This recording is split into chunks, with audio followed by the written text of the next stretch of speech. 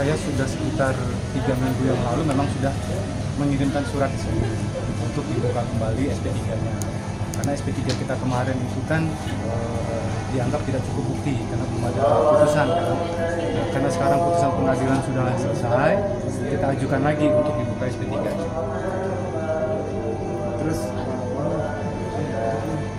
Terus seperti apa Bang? Apa mungkin ke depannya seperti apa? Kita juga tadi sudah ketemu, saya tadi juga ada ketemu sama kanitnya, dan ternyata kebetulan juga di sini lagi ada kanitnya baru, terus penyidiknya juga baru. Jadi yang menangani yang lalu itu sudah pada pindah.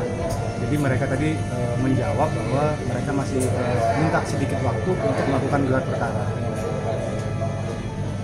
Baik.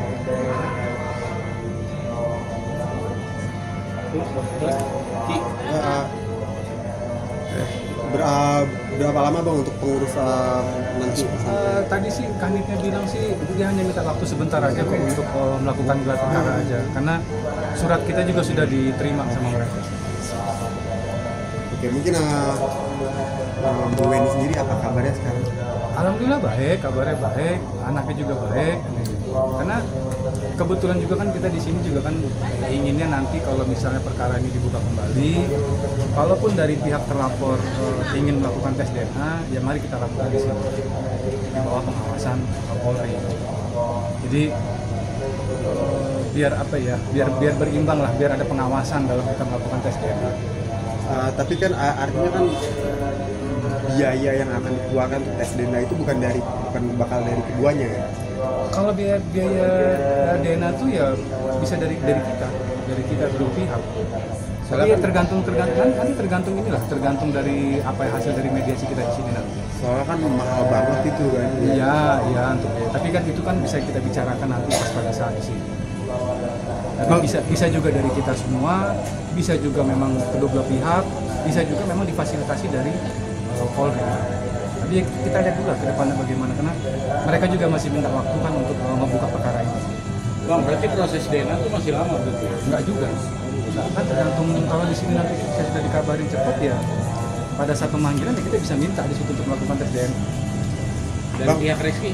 Kalau dari pihak Reski memang sudah mengirimkan surat untuk meminta dilakukannya tes DNA. Cuman kan dari klien saya itu kan maunya itu tes DNA itu kita ada yang mengawasi, jadi kita tidak melakukan tes DNA secara independen. Nah, dengan adanya saya minta buka laporan SP3 di sini, berarti kan secara tidak langsung ada yang mengawasi kalau kita melakukan tes DNA di sini. Bang, suami yang dari Bu Weni sendiri, gimana sih melihat perkara ini? Ya seperti yang sudah kalian ketahui ya, Bang Ade kan sudah memberikan statementnya dia kan. Ya dalam arti dia juga mendorong untuk si Reski juga untuk mengakui anaknya. Tapi kan masalah itu kan kita tidak bisa memaksa, itu kan kembali lagi kepada Reski. Jadi ya nanti tinggal kita lihat lah apa hasil dari sini. Ya silakan untuk anggota yang artinya ditunjuk untuk latihan. Sini suami Mbak Weni itu mendukung 100% oh, ya? Iya dong, dia mendukung sekali. Dari awal juga memang sudah mendukung. Tapi tahu abang selaku pengacaranya ya, ketika pertama kali suaminya mendengar permasalahan ini seperti apa sih mungkin? Kalau itu lebih ke internal Bu Weni sama suaminya ya. Tapi setahu saya di awal itu memang suaminya sudah diberitahu. Tapi permasalahan lebih detailnya mungkin Bu Weni yang lebih tahu. Tapi dari awal juga Bang Ade juga memang mensupport supaya apa ya, supaya anak ini kan tahu siapa ayah biologisnya. Jadi dia benar-benar mensupport. Terus mungkin kenapa suaminya Mbak Weni itu akhirnya muncul ke publik? Iya, karena menurut dia kan begini ya. Ini sepengetahuan saya ya. Karena permasalahan ini kan kita di pengadilan sudah selesai. Tapi kan mungkin yang dilihat dari Bang Ade mungkin masih ada keraguan dari pihak Reski terhadap permasalahan itu. Mungkin itulah salah satu yang memicu Bang Ade itu untuk muncul ke media, ke publik untuk berbicara mengenai permasalahan. Karena sebelumnya dia tidak pernah mau untuk berbicara di publik atau muncul, dia memang tidak pernah mau. Dia hanya di belakang mensupport, mendukung apa yang dilakukan oleh Bu Weni demi anak. Setahu abang apa sih support abang ini ke Mbak Weni? Ya, yang pasti supportnya salah satunya ya seperti kita pada saat bersidang di pengadilan, ya dia tetap meminta update-nya, ingin tahu sampai di mana perkara ini, termasuk penjelasan seperti pertemuan saya sama pihak lawyer Reski juga sama, dia selalu update kok, selalu minta update. Bang, dari Mbak Weni Bang, permintaannya apa Bang? Memang di statement dia Permintaannya Bu Weni kan dari awal simpel, akui ini anak selesai, seperti itu. Tapi kan sampai putusan kasasi ini keluar juga kan apa yang harus dijalankan oleh Reski kan tidak seperti yang seperti apa yang kita pikirkan kan. Ternyata dari pihak Reski juga masih ada keraguan walaupun sudah ada putusan kasasi. Awalnya juga kita sebenarnya tidak mau untuk membuka SP3 ini kalau memang yang kita lihat dari pihak Reski itu menerima dengan putusan kasasi. Tapi kan dengan putusan kasasi ini sepertinya masih ada keraguan dan mungkin tidak terima dengan putusan ini. Jadi ya mau tidak mau ya saya sebagai pengacara kuasa hukumnya Bu Weni, saya jalankan saja pekerjaan saya untuk membuka SP3 lagi di Polres Jakarta Selatan.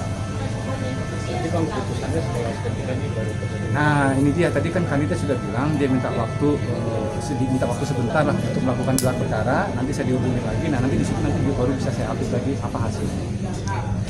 Bang, ngomong-ngomong, saya masih kepo tentang abang Ade ini. Dia kan bisa dikatakan tiri ya dari Ayah Sambung. Ayah Sambung.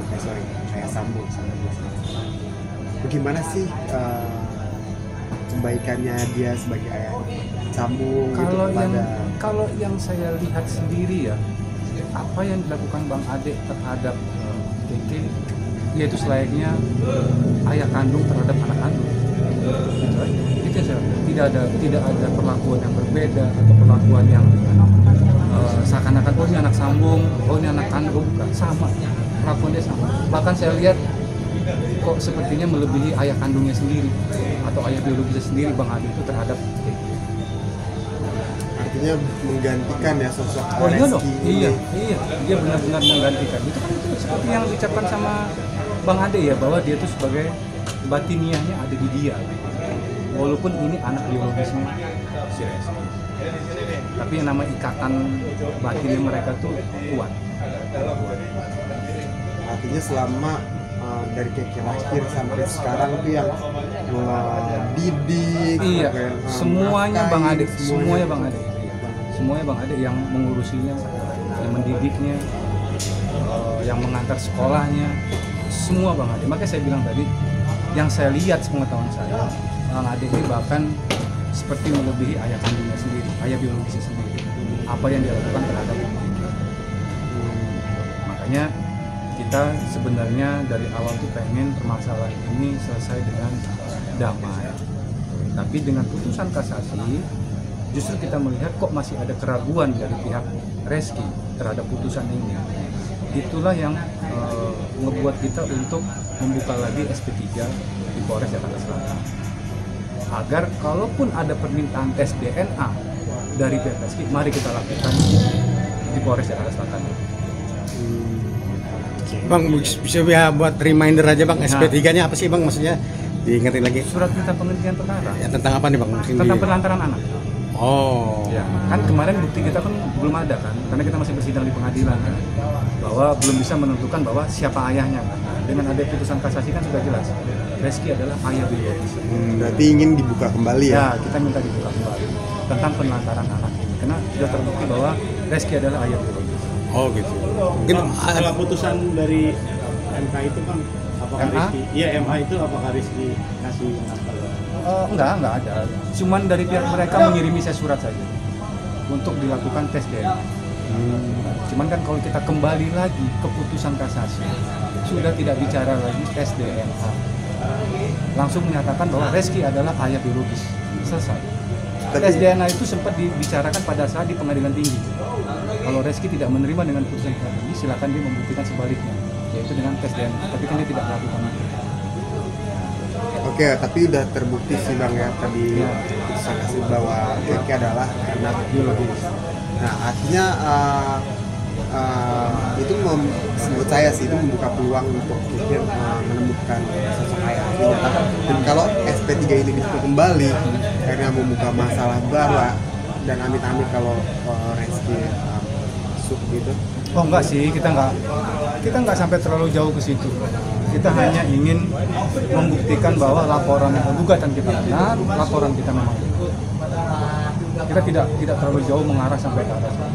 Intinya Bu Eni hanya mau Reski akui ini adalah anak biologis. Jadi kayak gertakan. Enggak juga. Enggak. Kan laporannya ada. Jadi sebenarnya sesimpel itu kok. Akui bahwa ini anak biologis, selesai. Kan itu tadi yang seperti saya bilang.